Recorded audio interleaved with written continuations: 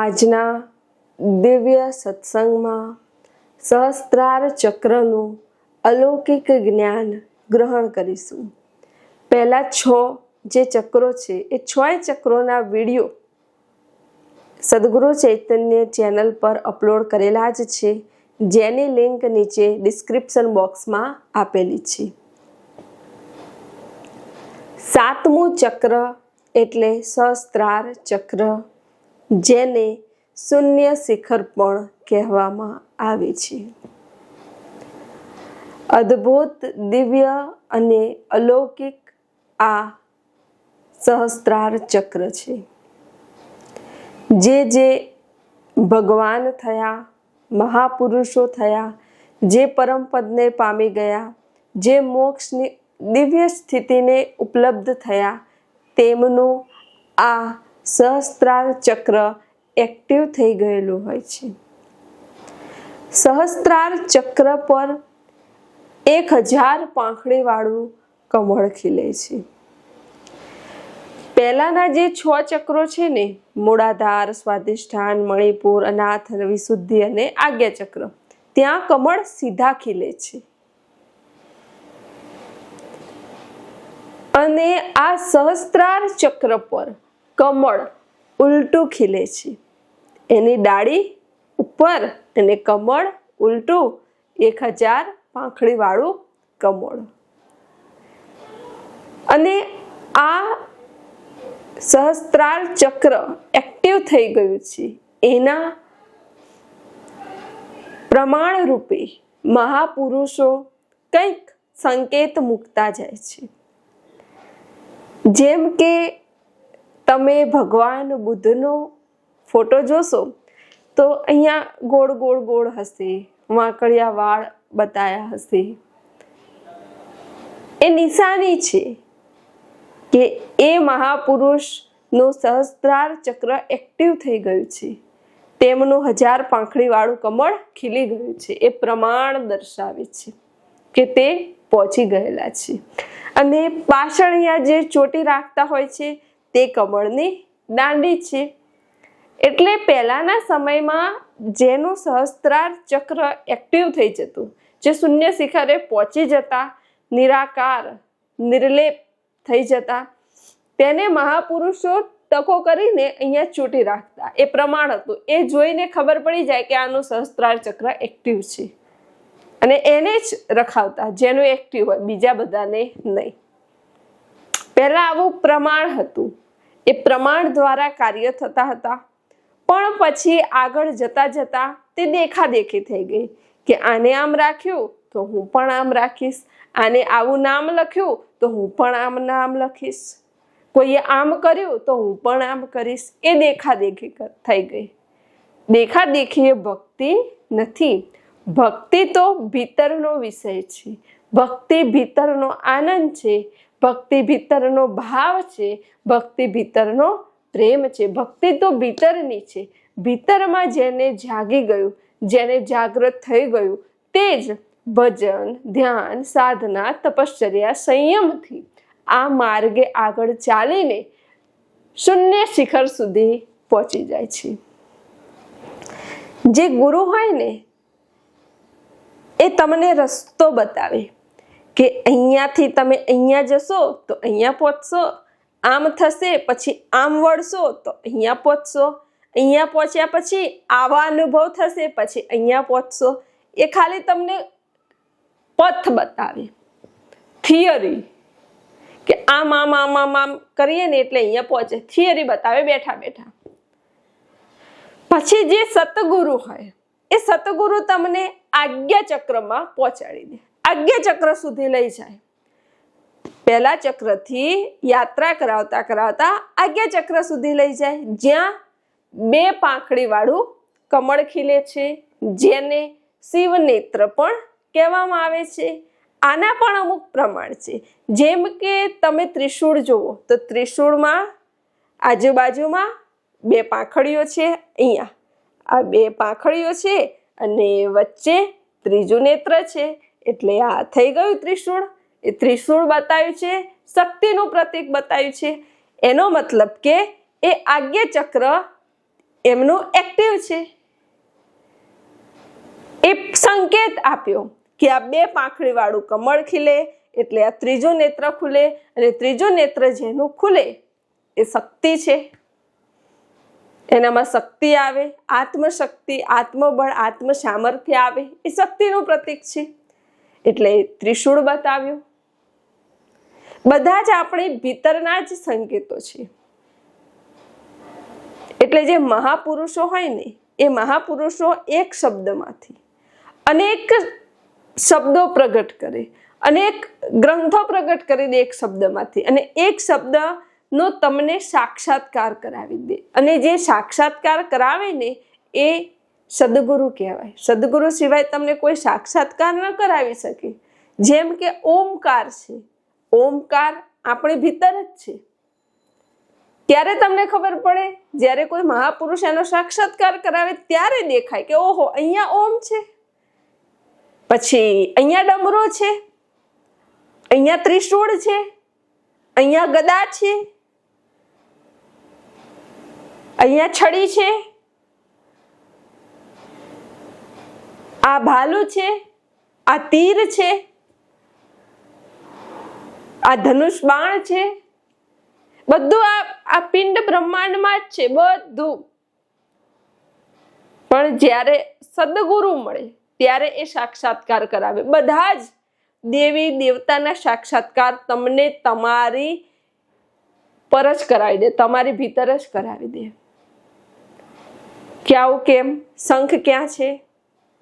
માતાજીને આટલા હાથ કેમ છે? આટલા માથા કેમ છે? સિંહ પરસવારી કેમ છે? મગર પરસવારી કેમ છે? મગર એટલે મનનું પ્રતીક છે. મન પર અસવારી કરે એ શક્તિ. જે મન પર અસવારી કરી લે એ મહાશક્તિ, એની આત્મશક્તિ જાગૃત થાય. આ બધા પ્રતીક છે, આ બધા પ્રમાણ છે. તો સતગુરુ તમને આજ્ઞા ચક્ર સુધી પહોંચાડે, અને ત્યાં પહોંચાડે ને એટલે તમે જેને માનતા હોય, જેમાં તમારી શ્રદ્ધા હોય, એ જ રૂપના તમને આજ્ઞા ચક્રમાં દર્શન થાય. પણ ત્યાં તમારે અટકી જવાનું નથી.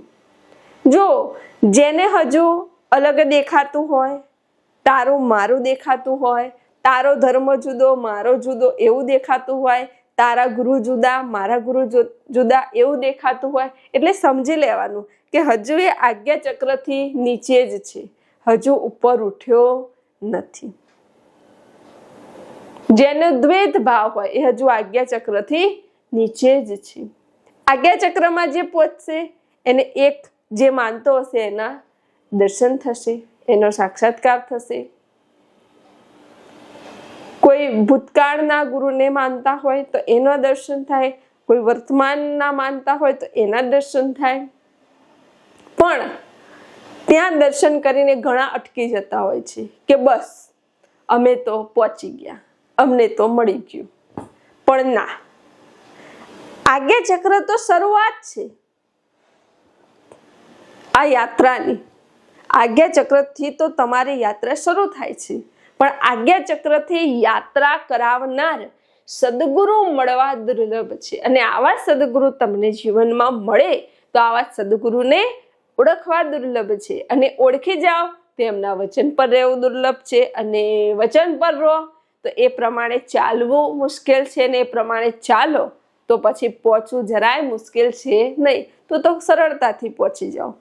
અને જે સદગુરુ છે એ સદગુરુ તમને સહસ્ત્રાર ચક્ર સુધી પહોંચાડે છે. સહસ્ત્રાર ચક્રનો અનુભવ કરાવે, સહસ્ત્રાર ચક્રનો સાક્ષાત્કાર કરાવે, અને સહસ્ત્રાર ચક્રમાં તમારી સ્થિતિ કરાવે એ સદગુરુ છે.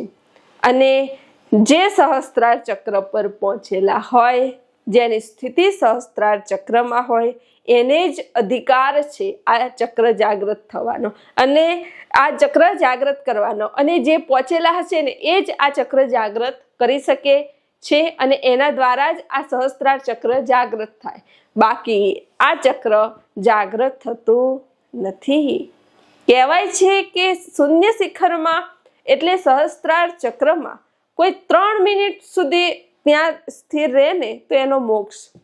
તમે વિચારો 3 મિનિટ સુધી રહે એનો મોક્ષ, તો એ સ્થિતિ કેવી હશે, એ કક્ષા કેવી હશે, એ અનુભવ કેવો હશે, અનુભૂતિ કેવી હશે, અને એ આનંદ કેવો હશે. પણ આ તો ગુરુ કૃપામાં જ થઈ શકે છે. સહસ્ત્રાર ચક્ર પર પહોંચવું એ અઘરું, ત્યાં ટકવું એ અઘરું, ત્યાં સ્થિતિ રાખવી એ અઘરી, પણ ત્યાંથી નીચે ઉતરવું સહેલું. નીચે પડવું હોય તો તરત પડી જાઓ, પણ ત્યાં ટકી રહેવું ખૂબ અઘરું છે. પણ જો મહાપુરુષોની દયા હોય, કૃપા હોય, તો એ પણ સરળ થઈ જાય છે. હવે સહસ્ત્રાર ચક્ર જેનું એક્ટિવ થઈ ગયું હોય, ખીલી ગયા હોય, જેના કમળ 1000 કમળ વાળું, 1000 પાંખડી વાળું જેનું કમળ ખીલી ગયું હોય, એ ના જીવનમાં એ હંમેશા આત્મિક સ્તર પર જ જીવતા હોય છે. હંમેશા મુક્તિની અવસ્થામાં, મુક્ત અવસ્થામાં જ રહેતા હોય છે. કરતા છતાં અકર્તા, તેમને કરતાપણાનો દાગ લાગતો નથી. તે હંમેશા નિર્લેપ જ રહે છે. આવા આત્મસ્થિતિમાં સ્થિત રહેનારા બ્રહ્મવેતા મહાપુરુષ, જેને સદગુરુ કહેવામાં આવે છે, આવા મહાપુરુષોના જીવનમાં સામાન્ય પરિસ્થિતિમાં, શારીરિક સ્તર પર કે માનસિક સ્તર પર, તેમના જીવનમાં ગમે તેટલી મુશ્કેલીઓ હોય, ગમે તેટલા સંકટ હોય, ગમે તે હોય, તો પણ તે પોતે તેમાં લેપાયમાન થતા નથી. ભલે કાર્ય કરે તોય લેપાયમાન થતા નથી, અને પોતાની મુક્ત સ્થિતિમાં જ મસ્ત રહે છે. આને જ મોક્ષ કહેવામાં આવે છે, જે કરતા છતાં અકર્તા છે. સહસ્ત્રાર એટલે નિરાકાર, નિરંજન, નિર્લેપ, જ્યાં તમને એક જ ઈશ્વર છે, એક જ પરમાત્મા છે, આ સર્વવ્યાપક શક્તિ એક જ છે, એનો સાક્ષાત્કાર થાય છે. જેનું આ ચક્ર એક્ટિવ થઈ જાય, એને આ ગુરુ જુદા, પેલા ગુરુ જુદા, આ ભગવાન જુદા, આમ જુદું, તેમ જુદું, એવું જુદાપણું ક્યાંય લાગતું નથી. એને અત્ર તત્ર સર્વત્ર એક જ શક્તિના, એક જ બ્રહ્મના દર્શન થાય છે. અને એક જ બ્રહ્મના દર્શન થતા તેની ભીતરથી રાગ, દ્વેષ, હું, મારું, નાનું, મોટું, આ બધું જતું રહે છે, અને પોતે પોતાના આત્મ સ્વરૂપમાં મસ્ત થઈ જાય છે. તમે પોતાના આત્મ સ્વરૂપને જાણો, પોતાને ઓળખો, અને આ જ સમય છે પોતાને ઓળખવાનો, પોતાને જાણવાનો, પોતાના આનંદમાં મસ્ત રહેવાનો. કેમ કે તમે જુઓ અત્યારની પરિસ્થિતિ, આ યુદ્ધની પરિસ્થિતિ, અહીંયા સમાચાર જો, આમ સમાચાર જો, કેવું વાતાવરણ, કેવું વાયુમંડળ થઈ ગયું છે. અને આવા સમયમાં જેટલા તમે સત્સંગમાં રહેશો, જેટલા તમે પોતાના સ્વરૂપમાં રહેશો, જેટલું તમે આ બ્રહ્મજ્ઞાન, તત્વજ્ઞાન ગ્રહણ કરશો, એટલી જ તમારી ઉધર્વ ગતિ છે, અને એટલું જ તમારું આભામંડળ સારું થતું જશે, સકારાત્મક થતું જશે. અને જેટલું આભામંડળ સકારાત્મક, જેટલું આભામંડળ સારું, એટલું જ તમારું જીવન સુખમય, શાંતિમય અને આનંદમય પસાર થશે. માટે આ જ સમય છે, જાગો, પરમાત્માનું સ્મરણ કરો, પરમાત્માનું ચિંતન કરો, પોતાના મૂળ સ્વરૂપને ઓળખો. અને હકીકતમાં એ જ સાથે આવવાનું છે. આ જ ખજાનો તો સાથે લઈને જવાનો છે, હે ને? ઘણા કહેતા હોય છે કે ખાલી હાથે આયા અને ખાલી હાથે જવાનું છે, પણ શું હકીકતમાં એવું હોય છે? ખાલી હાથ હોય તો કોઈ અહીંયા આવે જ નહીં. ખાલી હાથે તમે આવતા જ નથી. તમે કર્મના પોટલા ભરીને આવો છો અને કર્મના પોટલા ભરીને જાઓ છો. ભરેલા હાથે આવો છો અને ભરેલા હાથે જાઓ છો. ખાલી હાથે આવે અને ખાલી હાથે જાય એ તો મહાપુરુષ કહેવાય, કે જેના કોઈ કર્મ બંધન નથી, કશું જ નથી. એકદમ અવતાર લઈને આવે છે અને જન્મ લઈને પણ કોઈ કર્મ બંધન બાંધતા નથી, રાખતા નથી અને એમને એમ નીકળી જાય છે, એને કહેવાય કે ખાલી હાથે આયા અને ખાલી હાથે ગયા, એને તો મહાપુરુષ કહેવાય. પણ આ જે તમે કર્મોના પોટલા ભરી ભરીને આવો છો, એ પોટલા પૂરાય થતા નથી અને બીજા પોટલા ભરીને જાઓ છો. આ તમારા કર્મોનો કેટલો મોટો ઢગલો થાય છે, જરા વિચારો. માટે જાગો, સતર્ક રહો, કર્મમાં ખૂબ સાવધાન રહો. કેમ કે એનું ફળ તો ભોગવવું જ પડે છે. માટે ખૂબ શાંતિથી નિર્લેપ રહી, જેમ કિચડમાં કમળ રહે એવી રીતે રહો, એવી રીતે રહીને જીવન જીવો. આત્મ સ્વરૂપને યાદ કરો, આત્મ સ્વરૂપનું ચિંતન કરો અને હું કરું છું, મારાથી થયું, મેં કર્યું એવો કરતા ભાવ રાખશો નહીં.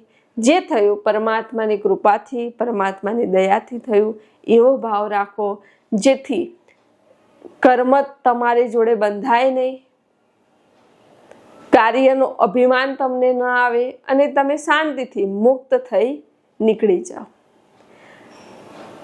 માટે સહસ્ત્રાર ચક્ર તો ગુરુ કૃપામાં જ જાગૃત થાય છે.